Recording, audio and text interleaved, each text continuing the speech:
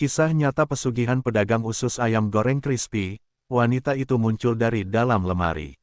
Di sebuah kota kecil yang tersembunyi di antara pegunungan hijau di Jawa Tengah, terdapat seorang pemuda bernama Fadli. Berusia 27 tahun, Fadli memiliki semangat yang tinggi meskipun hidupnya dipenuhi dengan berbagai tantangan.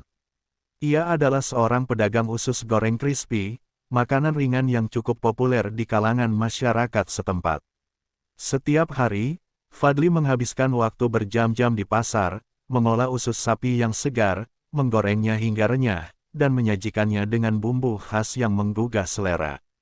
Meskipun dagangannya laris, penghasilan yang ia terima tidak mencukupi untuk mengangkatnya dari belenggu kemiskinan. Fadli tinggal di sebuah kontrakan sempit yang terletak di pinggiran kota. Kontrakan tersebut adalah bangunan tua yang terbuat dari bata merah, dengan atap seng yang sudah mulai berkarat. Di dalamnya, hanya ada satu kamar kecil yang berfungsi sebagai tempat tidur dan ruang tamu sekaligus, serta dapur yang hanya dipisahkan oleh sebuah tirai tipis.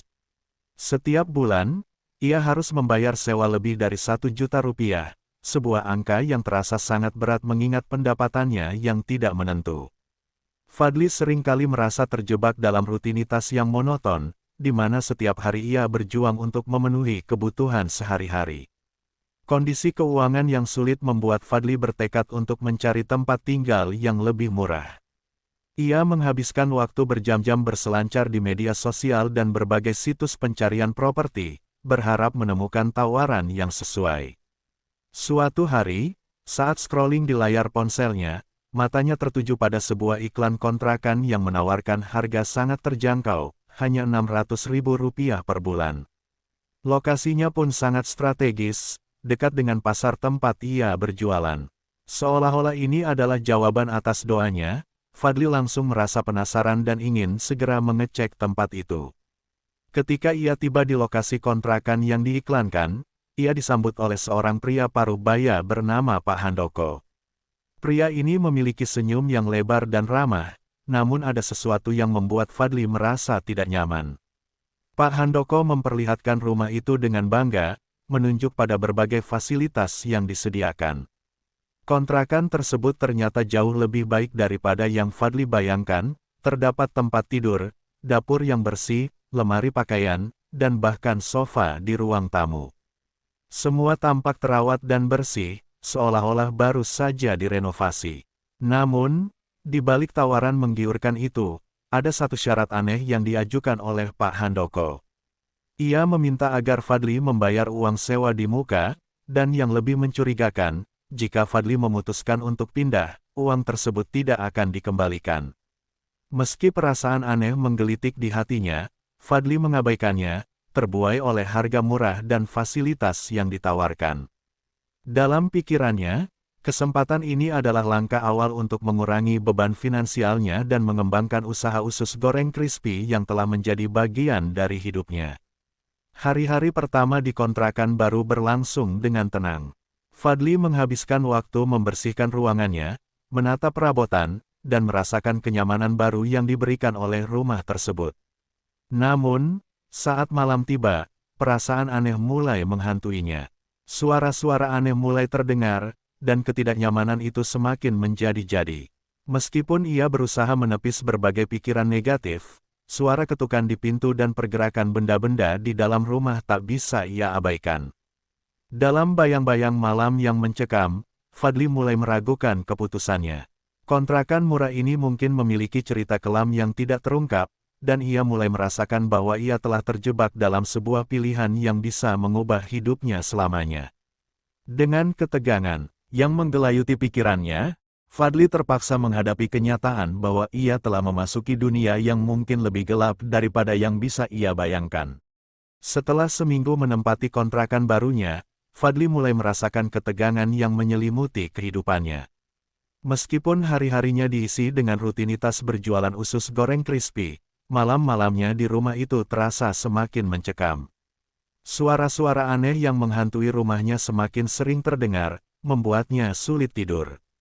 Dari ketukan halus di dinding hingga suara gemerisik yang berasal dari lemari pakaian, semuanya terus menggoda imajinasinya dan membangkitkan rasa ketakutan yang tak terungkapkan. Fadli berusaha menenangkan dirinya dengan berpikir bahwa semua itu adalah imajinasinya semata. Namun, perasaan tidak nyaman semakin mengganggu pikirannya. Ia mulai merasakan tekanan batin yang berat, seolah ada sesuatu yang tidak beres di dalam rumah itu. Ketidakpastian ini terus menghantuinya, dan ia merasa terjebak dalam sebuah labirin ketakutan yang semakin dalam. Meskipun ia mengandalkan rutinitas harian untuk terus berjuang, bayang-bayang keresahan selalu mengintai di setiap sudut rumah. Suatu malam, saat Fadli sedang berbaring di tempat tidur, ia terbangun oleh suara ketukan yang lebih keras dari sebelumnya. Suara tersebut tampak berasal dari arah pintu kamar. Dengan jantung berdegup kencang, Fadli berusaha meyakinkan dirinya bahwa itu hanya suara angin atau mungkin binatang liar. Ia menutup matanya, berharap bisa kembali tertidur, tetapi ketukan itu kembali terdengar, kali ini disertai dengan suara lembut yang menyerupai bisikan.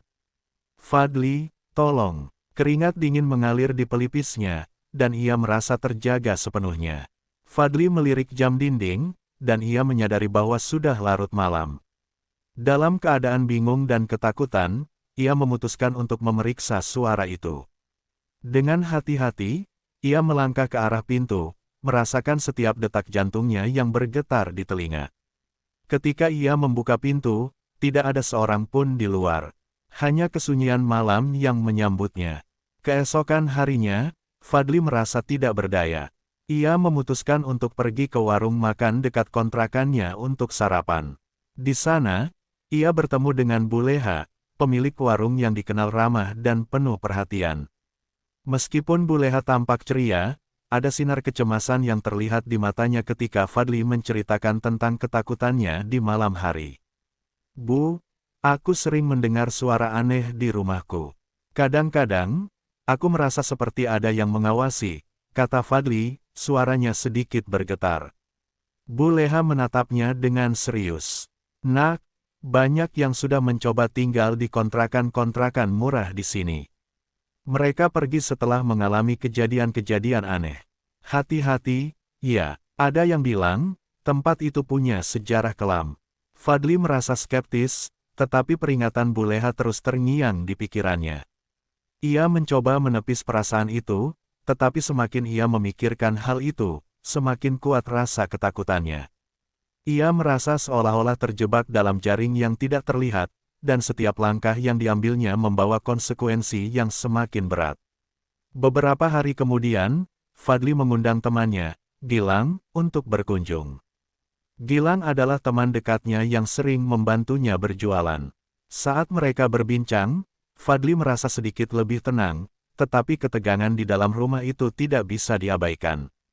Di tengah percakapan, Gilang tiba-tiba terdiam dan menatap ke arah bawah meja. "Fadli, lihat itu," serunya, suaranya penuh ketakutan. Fadli mengikuti arah tatapan Gilang dan melihat sehelai rambut panjang tergeletak di lantai. Fadli merasakan bulu kuduknya merinding. "Siapa yang punya rambut panjang seperti itu di rumahmu?" Fadli tidak bisa menjawab. Ia merasa mual, dan jantungnya berdegup lebih cepat. Dalam pikirannya, ia mulai membayangkan hal-hal yang lebih menyeramkan. Malam itu, saat mereka memasak mie instan di dapur, kejadian aneh kembali terjadi.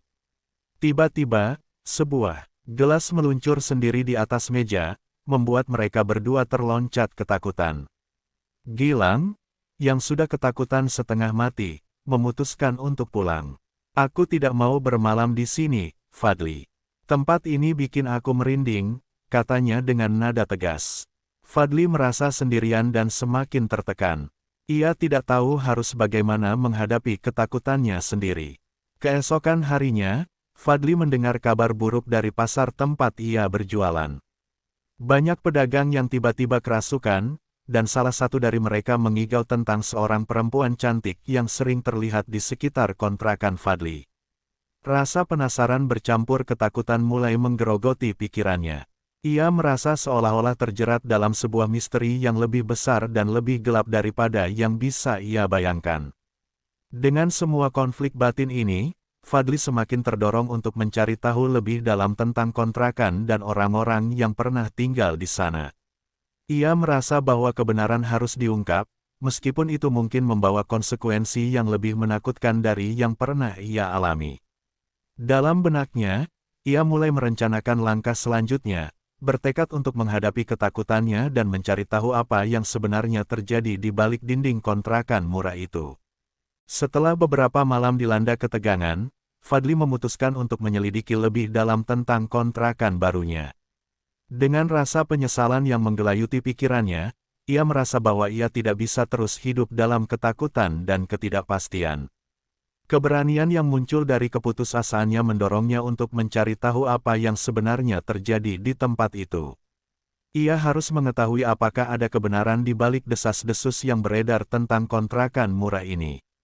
Di pagi hari, Fadli memutuskan untuk mengunjungi pasar tempat ia berjualan, berharap bisa mendapatkan informasi dari para pedagang lain. Saat ia duduk di gerobaknya, menggoreng usus sapi untuk dijadikan camilan, ia melihat beberapa pedagang yang berbincang-bincang dengan serius. Ia memutuskan untuk mendekati mereka, berharap bisa menangkap sedikit informasi. Malam ini ada suara aneh di kontrakan Fadli, iya. Tanya salah satu pedagang, Pak Suyono, sambil tertawa kecil. Mungkin itu hantu Devana. Fadli terkejut mendengar nama itu.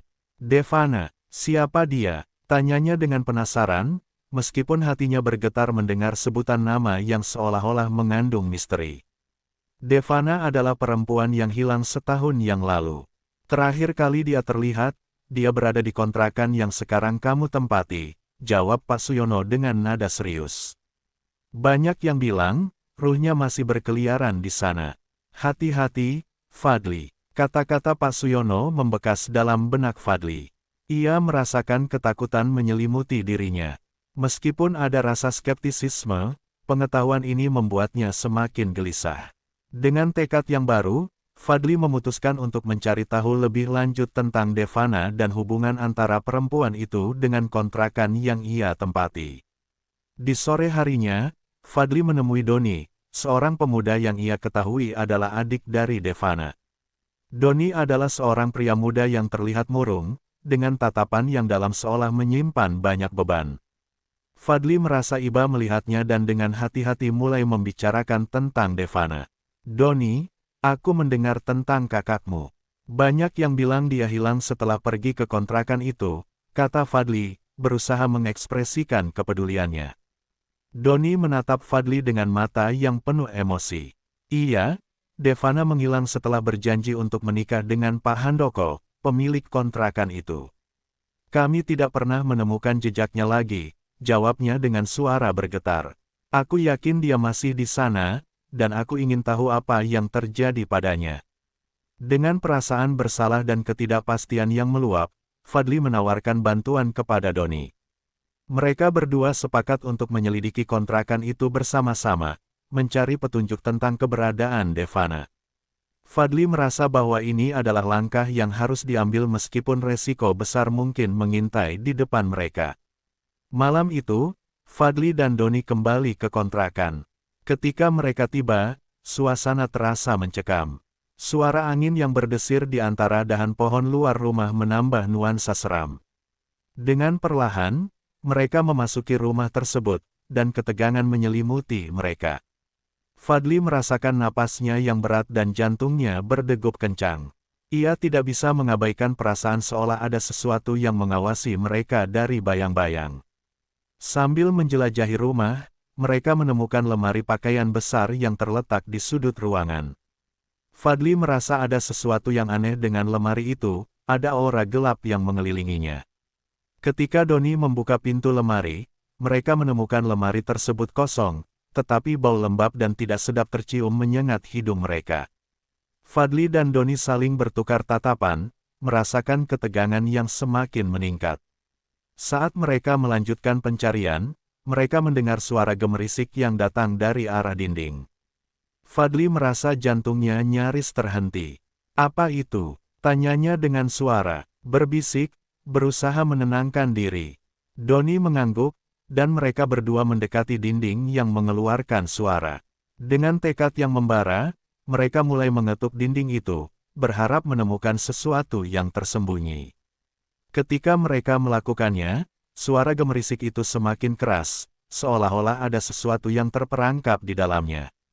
Dengan sarana alat yang mereka bawa, Fadli dan Doni mulai mengorek dinding, dan dalam sekejap, mereka menemukan sesuatu yang mengerikan, sebuah tengkorak manusia yang tersembunyi di balik dinding.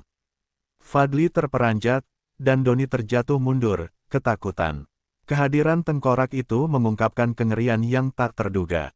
Mereka berdua terdiam, tidak percaya dengan apa yang mereka temukan.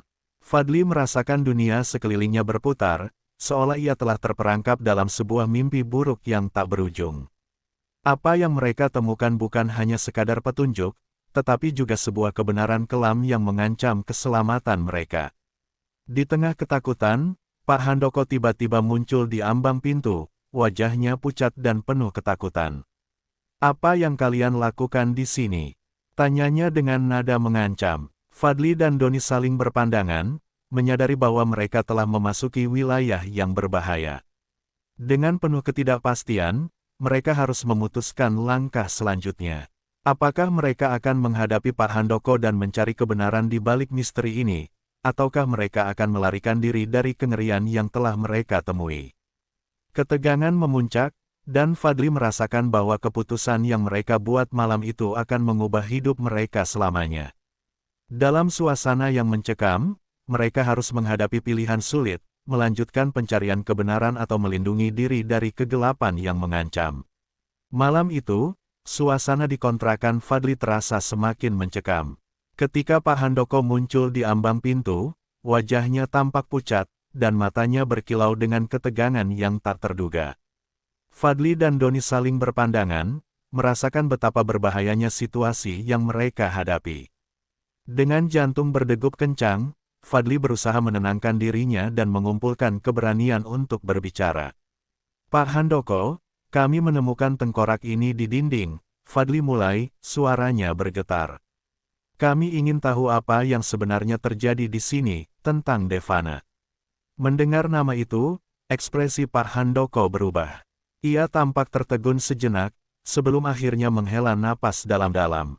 "Kalian tidak seharusnya berada di sini," katanya dengan suara pelan, tetapi nada yang mengancam jelas terdengar. "Tempat ini menyimpan banyak rahasia, dan bukan untuk kalian." Doni tidak bisa menahan diri.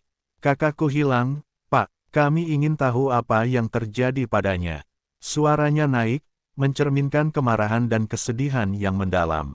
Fadli merasakan perasaan yang sama, seolah-olah semua ketakutan dan kegalauan yang telah menggerogoti mereka selama ini mengalir keluar.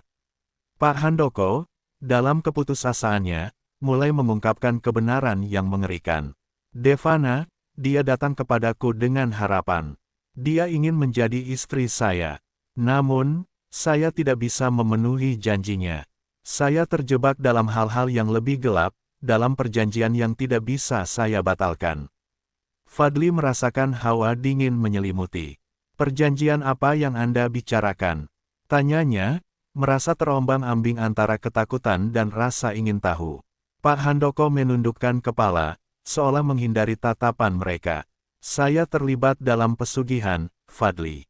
Saya berjanji kepada entitas gaib untuk memberikan tumbal demi kekayaan. Dan Devana, dia menjadi korban dari keputusan saya." Kata-kata itu seperti petir yang menyambar. Fadli merasa dunia di sekelilingnya hancur.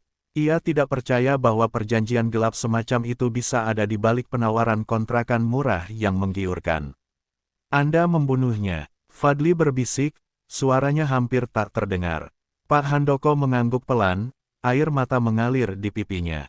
"Saya tidak bermaksud, tapi ketika dia tahu tentang apa yang saya lakukan, saya panik. Saya tidak ingin kehilangan semua yang telah saya dapatkan. Jadi, saya tidak bisa membiarkannya pergi." Doni, yang telah mendengarkan dengan cermat, tiba-tiba berteriak. "Kau tidak layak hidup setelah semua yang kau lakukan. Kau harus membayar untuk perbuatanmu." Dengan keberanian yang tergerak oleh rasa kehilangan, Doni melangkah maju dan mengancam Pak Handoko dengan parang yang dibawanya. Dalam sekejap, ketegangan meningkat. Pak Handoko mencoba melindungi diri, tetapi Fadli, yang sebelumnya merasa terjebak dalam ketakutan, kini merasakan dorongan untuk melindungi Doni.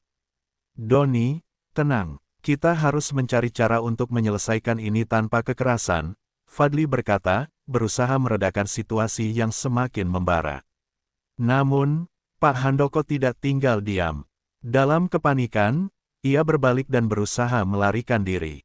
Fadli dan Doni segera mengejarnya, berlari melewati koridor gelap kontrakan.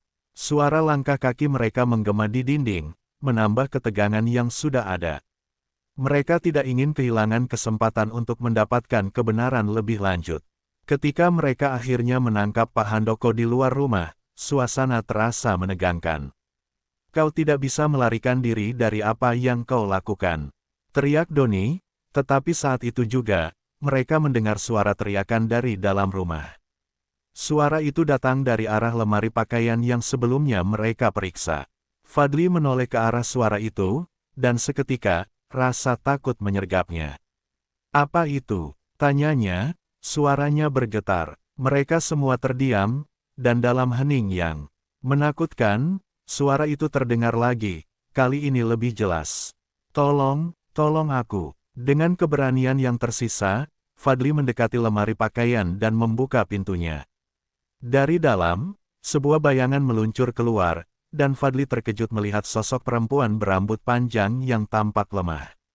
Itu adalah Devana. Bantu aku, ujarnya dengan suara yang lembut dan penuh kesedihan. Fadli merasa haru dan takut sekaligus. Ia tidak bisa mempercayai apa yang dilihatnya. Sosok itu tampak seperti hantu, tetapi ada kejelasan di matanya yang membuat Fadli yakin bahwa ini adalah Devana yang hilang. Pak Handoko terjatuh, tampak ketakutan. Tidak mungkin. Ia berteriak, menyaksikan kembalinya sosok yang telah ia sembunyikan begitu lama. Apa yang kau inginkan dariku?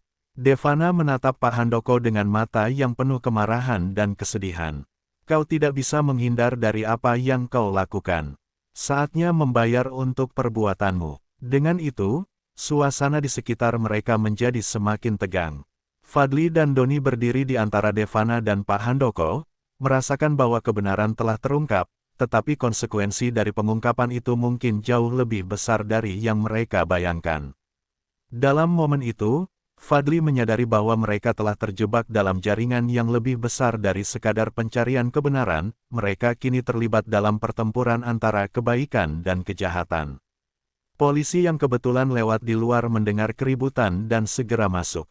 Mereka menangkap Pak Handoko, mengakhiri penganiayaan yang telah berlangsung lama. Namun, meskipun kebenaran terungkap, Fadli tidak bisa mengabaikan rasa sakit yang menggerogoti hatinya. Kehidupan Devana telah hilang, dan meskipun keadilan mungkin tercapai, tidak ada yang bisa mengembalikan apa yang telah diambil. Setelah kejadian itu, Fadli memutuskan untuk meninggalkan kontrakan tersebut. Ia pindah ke tempat baru, tetapi bayang-bayang kegelapan dari masa lalu akan selalu menghantuinya. Dalam perjalanan hidupnya, ia belajar bahwa terkadang, keputusan yang tampaknya menguntungkan bisa membawa konsekuensi yang lebih besar. Ia berjanji untuk menghargai hidupnya dan tidak akan pernah lagi terjebak dalam keserakahan. Kisah ini mengajarkan bahwa tidak ada jalan pintas menuju kekayaan, dan setiap tindakan akan memiliki balasannya. Fadli, yang hanya ingin mencari kehidupan yang lebih baik, telah menyaksikan bagaimana kegelapan bisa merusak segalanya. Dengan pelajaran tersebut, ia melanjutkan hidupnya, bertekad untuk tidak mengulangi kesalahan yang sama, dan berharap bahwa suatu hari, Devana bisa menemukan ketenangan yang pantas ia dapatkan.